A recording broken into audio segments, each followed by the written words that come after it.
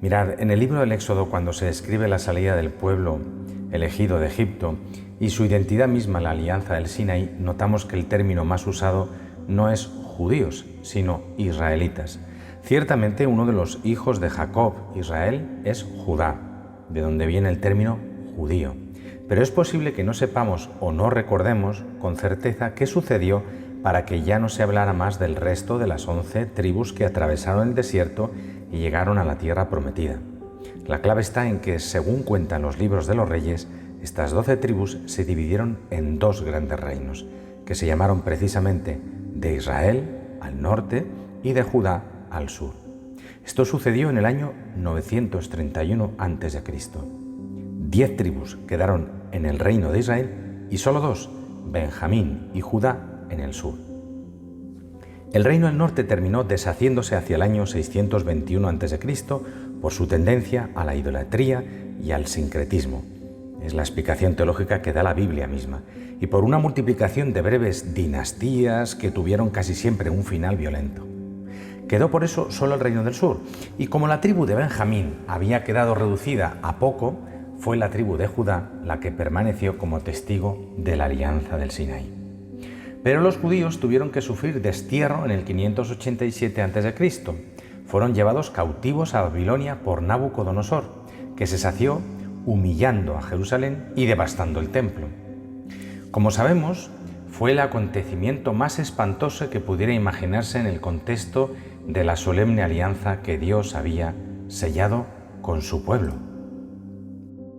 Aparentemente esto marcaba el final de todo, pero quedó un pequeño resto que regresó a Palestina, sin demasiado entusiasmo, porque la Biblia misma nos ha mostrado en los pasajes que hemos escuchado estos días de los libros de Esdras, Ageo y Zacarías, que después de la pavorosa humillación de Babilonia, los judíos, que ya eran el único remanente, no estaban precisamente demasiado entusiasmados con la idea de levantar ruinas.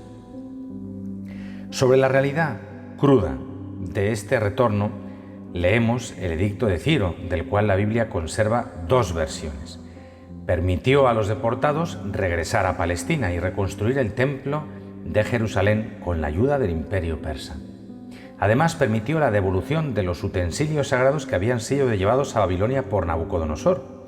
Al finalizar el exilio, el retorno a Palestina fue paulatino, ¿verdad? Poco a poco. Muchos judíos prefirieron quedarse en la diáspora, particularmente en Persia, donde prosperaron económicamente y con el tiempo desempeñaron funciones de importancia en el imperio.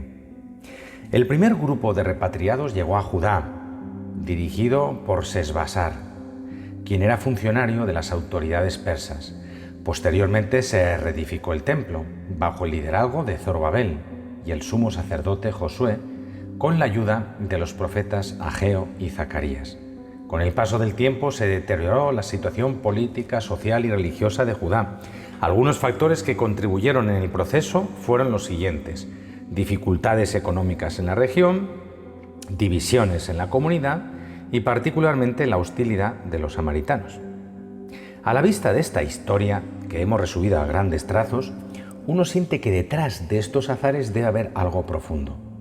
¿Para qué hizo Dios esta obra única, rescatando y a la vez educando, protegiendo y a la vez reprendiendo a los judíos?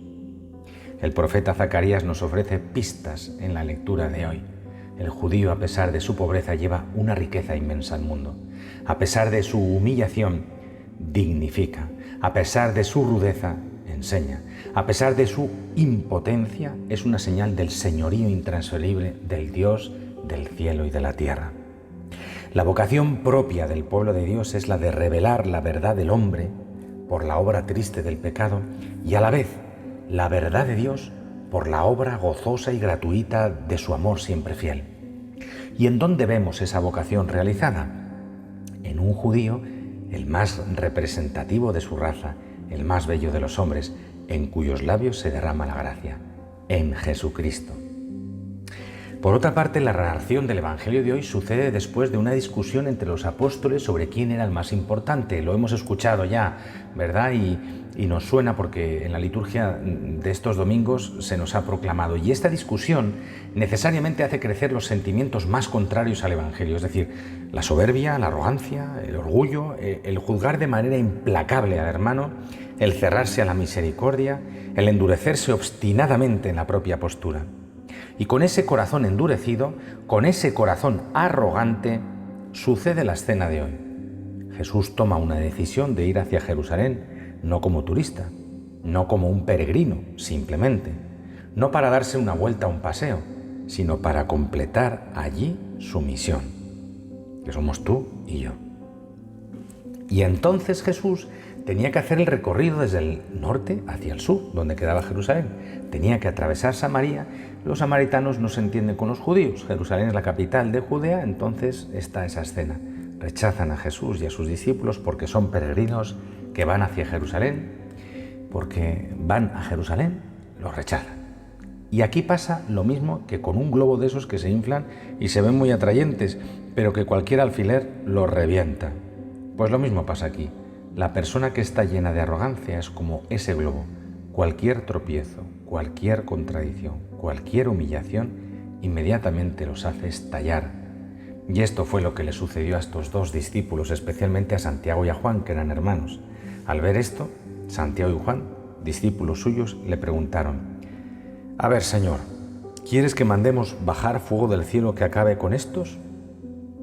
Él se volvió y les regañó. Qué hermoso ver cómo la naturaleza humana frente al misterio de Cristo finalmente tiene que abrirse y tiene que mostrar sus miserias. Y qué bueno es estar cerca de Cristo, porque eso nos permite ser corregidos por Él.